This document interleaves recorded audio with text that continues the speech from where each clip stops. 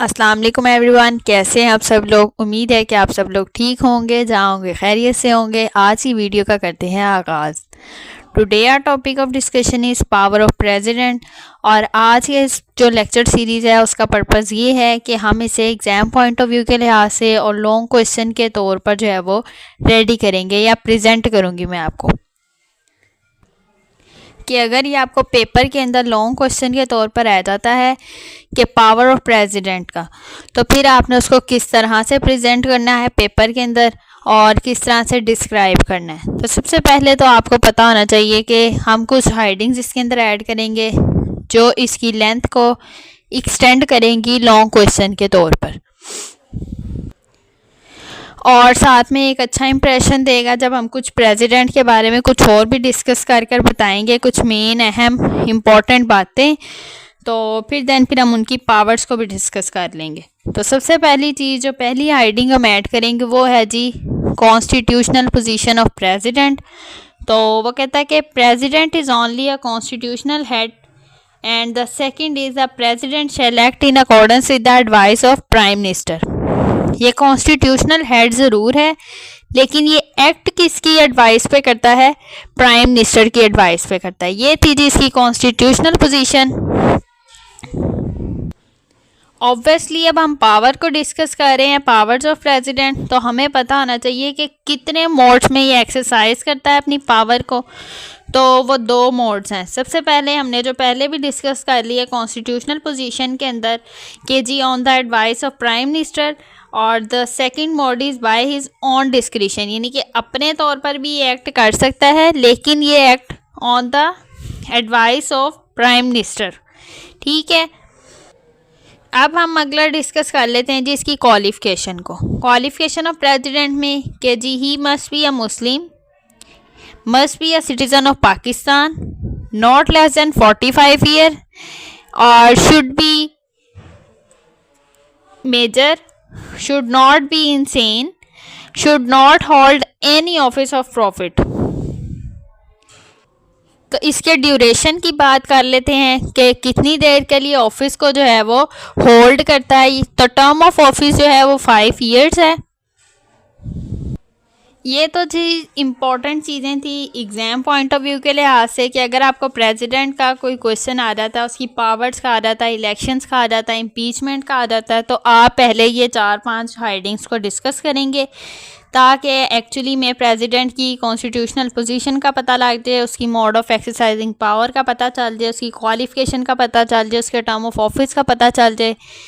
ये एक समझ लें कि एक बैकग्राउंड के तौर पर हम जो है वो उसका एक इंट्रोडक्शन देंगे प्रेसिडेंट का।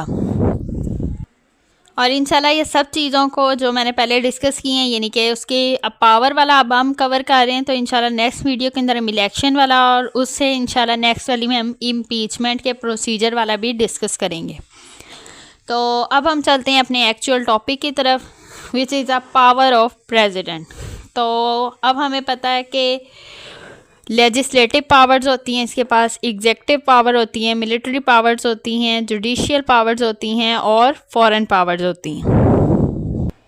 और अब हम बारी बारी इन सब को सेपरेटली डिस्कस कर लेते हैं। तो सबसे पहले हम डिस्कस करेंगे जिसकी लेजिस्लेटिव पावर्स को। तो लेजिस्लेटिव पावर्स इसकी 7 तरह की हैं। पहली है जी के summoning of parliament, the second one is address the parliament, the third one is right to speak in parliament, the fourth one is resolution of national assembly, the fifth one is promulgation of ordinance, and the sixth one is power of referendum, and the seventh one is appointment of caretaker of cabinet। तो ये मैंने point की form में discuss कर ली है ताकि आपको याद करने में आसानी रहे। और अप्रॉक्सीमेटली मैंने लेजिस्लेटिव पावर जो हैं वो 7 लेजिस्लेटिव पावर्स इसकी डिस्कस की हैं इधर। और अब चलते हैं जी हम एग्जेक्टिव पावर्स की तरफ। एग्जेक्टिव पावर्स में ये बहुत सारी अपॉइंटमेंट करता है, जिसमें आ जाता है the appointment of governor, appointment of attorney general, appointment of general chief election commissioner, and appointment of member of council of Islamic ideology, and appointment of member of council of common interest, appointment of member of national economics, and the proclamation of emergency.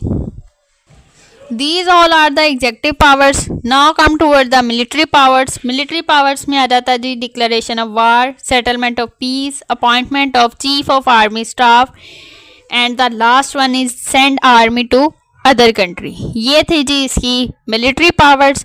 And now come toward the another power which is the judicial powers. Judicial powers में आ जाता है जी कि ये appointment करता है chief justice of supreme court की, और appointment करता है chief justice of high court की, अपॉइंटमेंट करता है एडिशनल जज ऑफ हाई कोर्ट की, और जजेस के ट्रांसफ़र, पेडॉन पावर और सैलरीज की फिक्सेशन जो है वो इसकी जुडिशियल पावर्स के अंडर आती है.